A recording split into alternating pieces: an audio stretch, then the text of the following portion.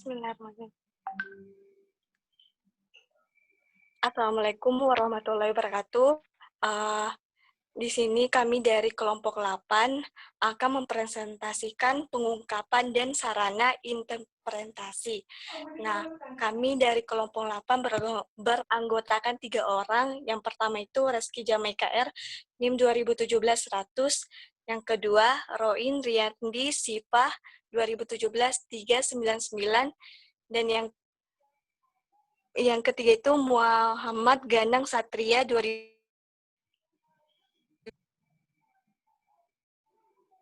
Nah, selanjutnya saya akan melanjutkan ke presentasi.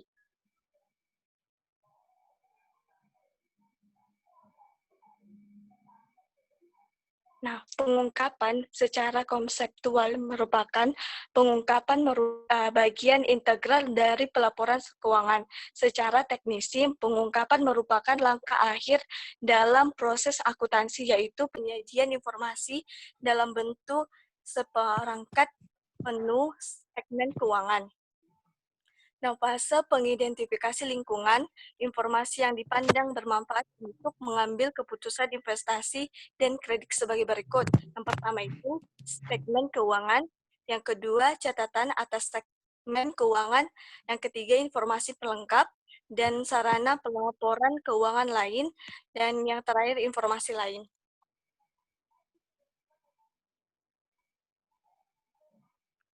Nah, fungsi dan tujuan pengungkapan yang pertama itu tujuan pelindung.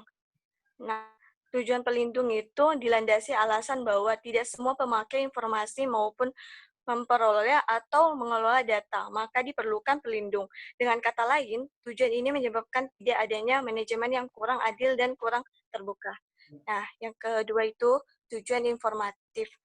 Nah, tujuan informatif dilandasi alasan bahwa pengungkapan untuk penyediaan informasi yang membantu keefektifan pengambilan sebuah keputusan pemakai dan untuk tujuan pengawasan oleh badan kepemerintahan yang khusus ditujukan pada badan pengawasan melalui formulir yang harus diisi dan diserahkan pada saat laporan tahunan dan kuartalan.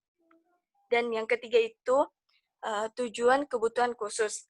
Nah, tujuan ini merupakan gabungan dari tujuan melindungi dan tujuan informatif terkait apa yang harus diungkapkan pada publik dan apa yang bermanfaat bagi pemakai.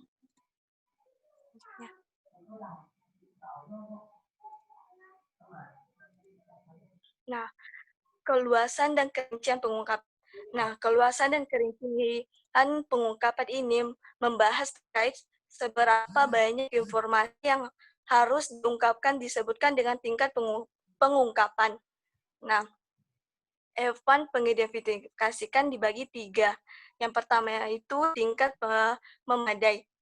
Tingkat minimum yang harus dipenuhi agar segmen keuangan salah satu bentuk ringkasan untuk membantu keputusan investasi dan kredit yang dapat dipandang sebagai keputusan secara keseluruhan tidak menyesatkan untuk kepentingan pengambilan keputusan yang diarahkan. Nah, tingkat wajar atau etikas. Nah, tingkat yang harus dicapai agar semua pihak mendapat perilaku atau pelayanan informasional yang sama sehingga tidak ada satupun pihak merasa tidak mendapat informasi dan merasa diuntungkan. Nah, yang ketiga itu tingkat penuh. Tingkat yang menurut penyajian secara penuh semua informasi yang terpaut dengan pengambilan sebuah keputusan. Baik, selanjutnya terkait kendala pengungkapan. Yang pertama ada tujuan. Nah, tujuan di sini bisa dilihat dari tujuannya, di mana harus melindungi, berarti pengungkapan harus jelas, lebih rinci, dan lebih luas. Sehingga dapat dipastikan bahwa akan banyak informasi yang akan diungkapkan. Yang kedua, cost atau nilai buku. Bisa dilihat dari cost di sini, bahwa informasi harus berjumlah sedikit daripada yang disediakan, sehingga akan kesulitan menentukan manfaat.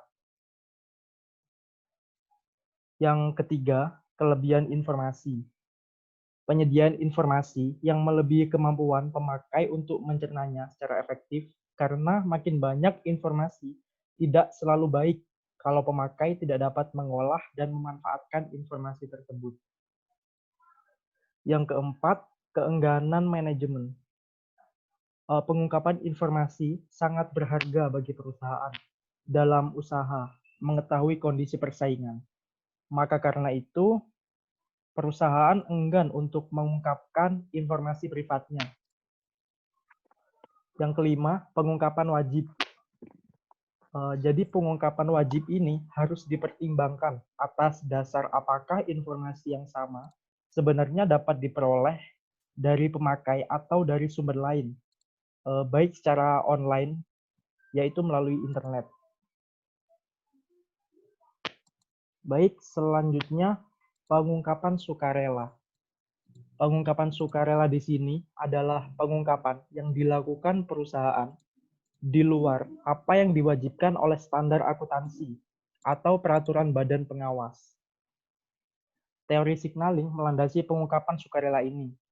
Manajemen selalu berusaha untuk mengungkapkan informasi privat yang menurut pertimbangannya sangat diminati oleh investor dan pemegang saham, khususnya kalau informasi tersebut merupakan berita baik.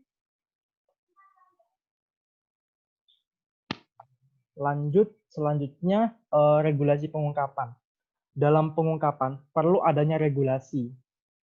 Regulasi ini dengan alasan yang pertama, penyalahgunaan atau abuse dan kecurangan, fraud. Yang kedua, eksternalitas atau aktivitas saling mempengaruhi untuk mendapat keuntungan. Yang ketiga, asimetri informasi atau salah satu pihak dari suatu transaksi memiliki informasi lebih banyak atau lebih baik dibandingkan dengan pihak lainnya. Yang keempat, keengganan manajemen, tidak mengungkapkan informasi.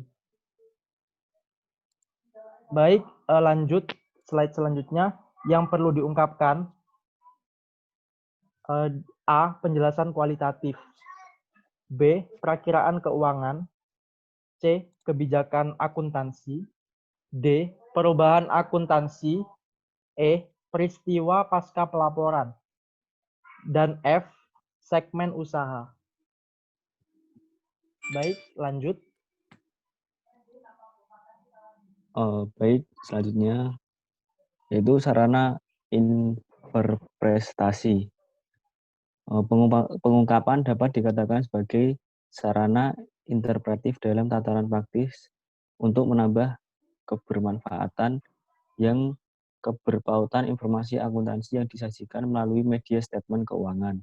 Sarana interpretif dalam tataran praktis mengandung pengertian bahwa butir-butir pengungkapan telah diakui sesuai dengan standar akuntansi yang mengaturnya sehingga sesuai dengan tujuan pelaporan keuangan itu sendiri.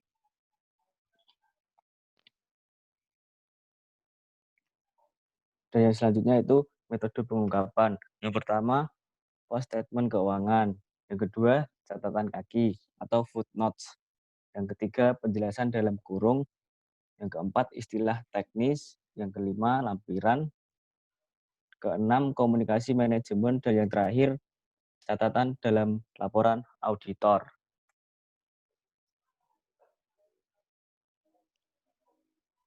Dan yang selanjutnya itu masalah yang terjadi.